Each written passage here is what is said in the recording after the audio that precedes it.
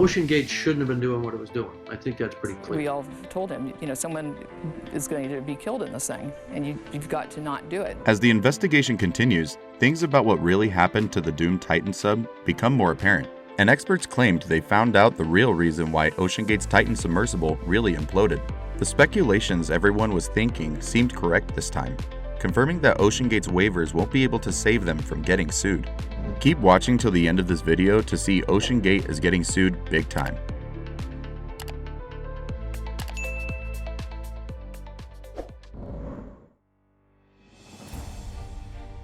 Initial investigations about the disaster revealed that the nearly 7-meter submarine imploded approximately 2 hours into its 3,800-meter descent to the ocean floor, resulting in instantaneous death of all 5 crew members on board. Experts claimed that the Titan sub might have been damaged because of the rough waters when it was released into the Atlantic Ocean hours before the doomed expedition.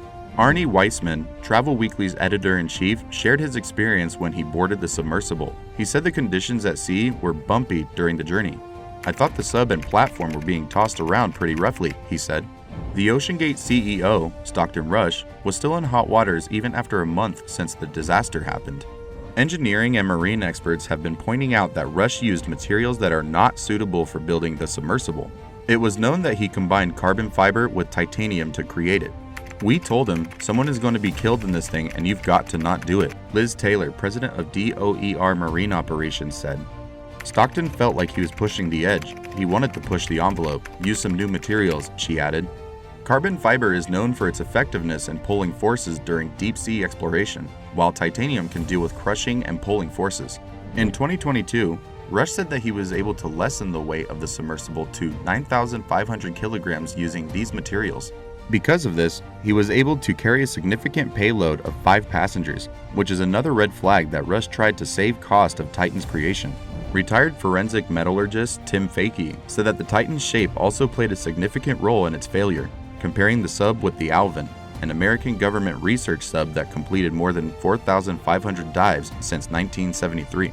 Keter Kairain, a mechanical engineer, told a news outlet that the sea salt might have weakened the carbon fiber and the glue holding it together with titanium. She also added that thorough testing and certifications should have been done before the company put the sub on any commercial trips.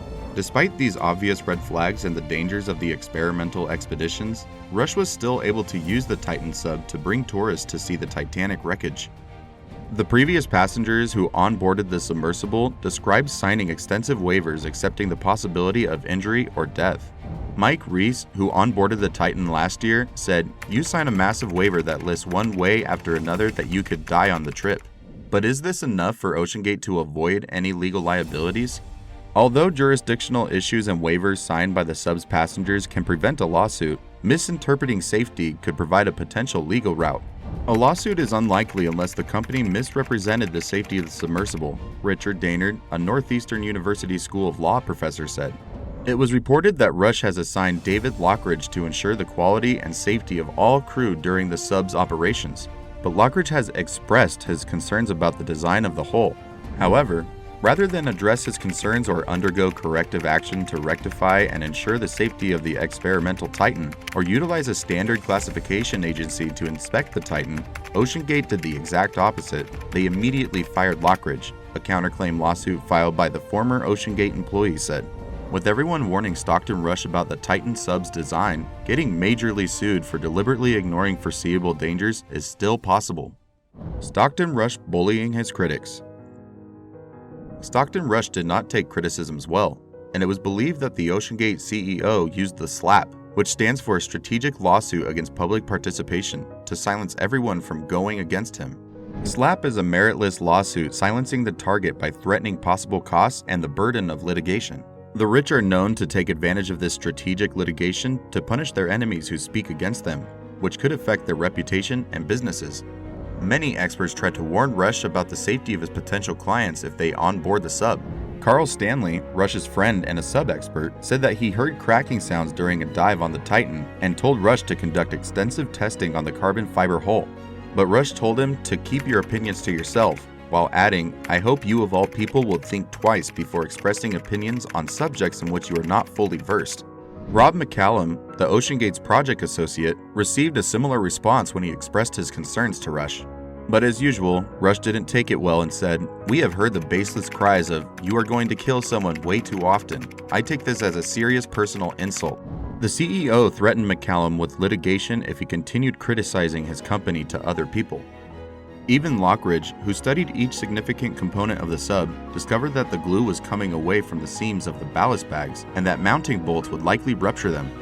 He even wrote a detailed report of the craft's defects, resulting in his termination. In an attempt to stop Rush, Lockridge filed a complaint, but Rush and his attorney threatened to sue him, take measures to destroy his professional reputation, and accuse him of immigration fraud. Lockridge was forced to settle with Oceangate and withdrew his complaint, silencing him about the Titan sub's safety issues. Stockton Rush plans to fund a deep-sea mining operation. Stockton Rush's real motives for running deep-sea expeditions became clear. During his 2017 interview, the CEO said that he wanted the sub to do more than take people down to see the Titanic wreckage, but also for it to be used in deep-sea mining, which is a controversial practice since it is expected to cause damage to the biodiversity on the ocean floor. "The biggest resource is oil and gas," he said. He continued by saying, "Spend about $16 billion a year on robots to service oil and gas platforms." But oil and gas companies don't take new technology. They want it proven, they want it out there. Rush believes that the long-term value of deep-sea explorations is commercial opportunities. The long-term value is on the commercial side. Adventure tourism is a way to monetize the process of proving the technology, he said. He hoped to capitalize on Titan's success in the tourism industry and turn it into a craft to harvest oil and gas, diamonds, and rare earth minerals. "The Titanic is where we go from startup to ongoing business," Rush added. The International Seabed Authority, a UN agency, is debating whether to allow deep-sea mining. Countries have until now been banned from mining, but the ban expired when countries failed to agree on new rules. Nearly 200 countries have called for a pause on mining, which is used to extract metals for electric car batteries and other green technology. Still, scientists fear this gold rush mining since it could produce noise, suffocating dust for underwater animals. But many companies agree that deep-sea mining is the cheaper way to extract oil and gas and has less impact than land operations. A report by Fauna and Flora, an international wildlife conservation charity organization, said that if these companies and countries become permitted to deep-sea mining, it will result in extensive and irreversible damage and loss in biodiversity that is impossible to restore. But Rush's vision will never come true since the Titan succumbs to the pressure underwater, causing him and 4 other people to die tragically during its last Titanic expedition. Just recently, Oceangate seemed to have been cleaning its traces off the internet. The company's social media accounts are no longer available to the public, although no one knows when they disappeared. Their social media handles, which include Twitter, LinkedIn, and Facebook pages, show that these pages do not exist, though their Instagram account was made private. Their website leads to a page saying the company has halted all explorations and commercial operations. It was also revealed that Oceangate is trying to sell its first submersible, the Antipodes, for $795,000. Oceangate's yacht broker, Steve Roche, confirmed the old sub being listed for sale, but Steve was afraid that the sub would never be sold because it could be tied up in litigation for years. So, do you think the victim's family should pursue suing the company? Or do we just take this disaster a lesson and move on? Join the conversation and let us know in the comments below. Thanks.